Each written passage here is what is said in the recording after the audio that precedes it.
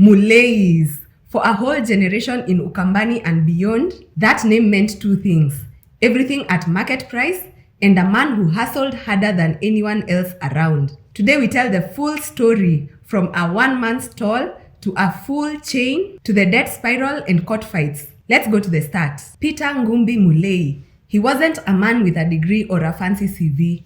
In fact, many write that he never had formal education. He started very small, selling eggs, chicken, charcoal, and sometimes wood carvings. The kind of trader who knows every customer by name. He promised himself that his children would not go through what he did. So he made sure they got education and the tools to run bigger business later. That grit is the origin story. People tell the story with a grin. Mulley would barter, use sign language with foreigners, and still come home with deals. He was a classic hustler. You could see his life as a lesson in Kenyan entrepreneurship. The business started as a family wholesale, Peter Mulley and Sons Limited. It had grassroots distribution, the supply to shops, kiosks, and the boda boda riders. Over time, the family formalized distribution and retail, and the brand Mulleys Supermarket became the visible face of the wholesale operation. They expanded within Machakos County and later to Nairobi, Kitui, and Makueni. The growth was steady, but it felt organic, just like a tree that kept grafting new branches. At their peak, reports say Mulleys operated roughly 10 branches plus distribution and wholesale centers, a proper regional retail chain. Mulleys was local. That's the magic phrase. Prices were right, credit terms casual for known customers, and the staff knew the neighborhood. In towns like Machakos, you didn't go to Nakumatt for groceries. You went to Mulleys. They had a distributional muscle to get goods where other big retailers might not bother. For many small traders, Mulleys was the lifeline. Peter invested in children, not just stores. His kids went to study, and then they returned to run different parts of the company. Distribution, procurement, store operations. The company diversified. Multiple stores, distribution centers, even gyms or spas and restaurants are mentioned in older profiles when the chain was doing well. That kind of vertical integration is smart.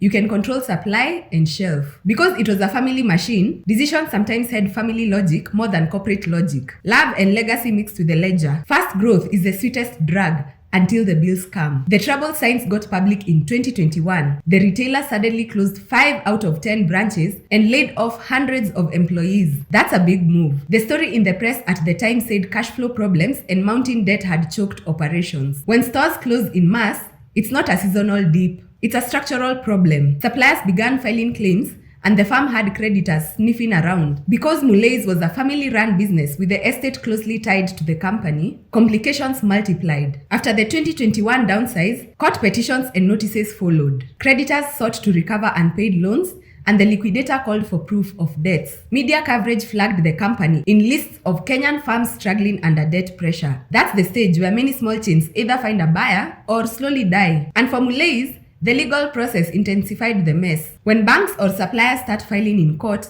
the store's heartbeat is weak. The founder, Peter Mulley, had passed on. Cases around his estate appear in court records dating from around 2010 or 2011 onwards. When he passed on, the company and the personal estate became entangled. High court files show succession causes and disputes, family members petitioning over administration of the estate and company interests. The estate rulings make clear that the business was not a separate, clean corporate entity in practice, but part of family livelihoods. And that complicates matters when creditors come knocking. So it wasn't just a business crisis, it was a family crisis. Siblings, trustees, beneficiaries, everyone had claims. Courts were asked to step in. That's the kind of thing that kills momentum. You can't run procurement if the accounts are in court. Let's be honest, there were several factors combined.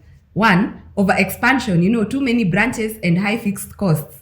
2, thin corporate governance, family business decisions, they're not always backed by robust finance structures. Then also the heavy supplier credit, the stock on credit. Then a liquidity squeeze. On top of that, competition was getting fierce. National chains expanded, new retail formats emerged, and the cost of doing business, the rent, fuel, forex on imported goods, those costs had climbed, and all that equals margin pressure. If income stops but bills remain, the company borrows. If borrowing is the business model, then you're in trouble. The downsizing hit people hard. Hundreds of staff were laid off, and local suppliers who relied on Mulleys felt the squeeze. In towns where Mulleys was the anchor retailer, the closures echoed. Less foot traffic, fewer business days for smaller traders, and fewer jobs. Family businesses collapse and an entire microeconomy feels the fall. Don't get me wrong, this was an incredible legacy. Peter Mulleys built something real from nothing. For decades, Mulleys fed towns, employed people, and created distribution networks that local business relied on. For a long time, they were the people's supermarket in Ukambani, approachable and local. That kind of trust is rare and valuable. The family also gave many of its kids opportunities. They built businesses and jobs. The fact that the story is messy now, it doesn't erase years of honest work. Legal records are still a major part of the Mulleys Chronicle. There are High Court succession causes, succession cause number 897 of 2010, among others, and later land or civil suits involving the estates and administrators. These rulings show that the estate administration was slow and contested, which matters both for the family and for the creditors who want clarity on assets. So what can we learn? Family businesses need structure. There should be formal boards, clear separation of personal and corporate money, audited accounts, succession plans, and contingency for shocks. Mulleys had the heart and community love, but the finance and governance caught up with them. It's a textbook Kenyan lesson. Scale up, but don't forget the spine, which is the governance. So what remains of Mulleys right now? The brand still lives in people's memory. For some, Mulleys is nostalgia. For others, it's a lesson. Either way, the man behind it, Mulleys, he built a real thing. So yeah, that's it on Mulleys Supermarket. I hope you liked it, and I'll see you guys in the next video.